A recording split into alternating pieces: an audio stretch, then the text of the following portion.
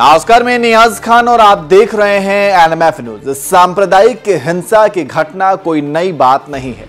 भारत ने अपने इतिहास में ऐसे कई सांप्रदायिक दंगे देखे हैं, मानवता को नंगा होते देखा है। धर्म के नाम पर कत्लेआम और नफरत जैसी स्थिति हमारे देश में कई बार बनी है, लेकिन हर बार आखिर में सांप्रदायिक सद्भाव ही भारी पड़ा है। तभी तो हमारे देश को विविधता में एकता का देश कहा जाता है।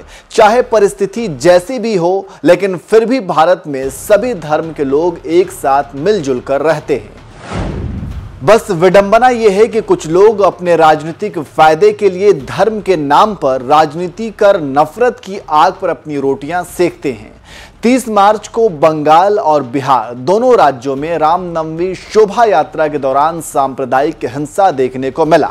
बिहार के रोहतास जिले के सासाराम और नालंदा जिले के बिहार शरीफ में हिंसक झड़प हुई। वहीं बंगाल के हावड़ा और उसी से सटे हुगली जिले के रिशरा और सीरमपुर में भी हिंसक झड़प देखने को मिली।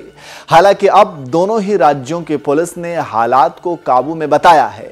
बिहार में हुई हिंसा के बाद अब तक 100 लोगों की गिरफ्तारी हो चुकी है। वहीं पश्चिम बंगाल में भी गिरफ्तारियां हुई हैं। कुल मिलाकर दोनों ही राज्यों में पुलिस दंगा फसाद और हिंसा करने वालों की पहचान कर रही है और इनके ऊपर सख्त से सख्त कार्रवाई की जाएगी। वैसे क्या आपको पता है कि दंगों पर कानून क्या है, और अगर आप किसी के बहकावे में आकर किसी भी हिंसा या दंगे में शामिल होते हैं तो आपको किस तरह की सजा मिल सकती है? इस स्टोरी में हम आपको ये सब जानकारी देंगे। तो चलिए सबसे पहले आपको बता देते हैं कि दंगा किसे कहते हैं।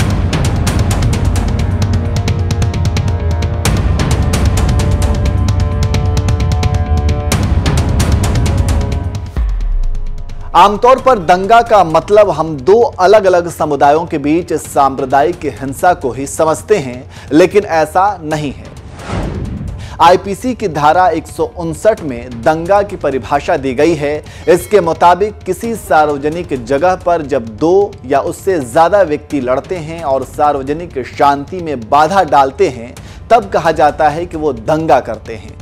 और ऐसे लोगों के लिए आईपीसी की धारा 160 में दंगा करने पर सजा का प्रावधान है। इसके अलावा आईपीसी की धारा 146 में बलवा करना को भी परिभाषित किया गया है। अगर किसी जगह पर कोई जमावड़ा होता है और उसका मकसद बल या हिंसा का प्रयोग करना है, तो ऐसे जमावड़े में शामिल हर व्यक्ति बलवा करने के अपराध का दोषी होगा।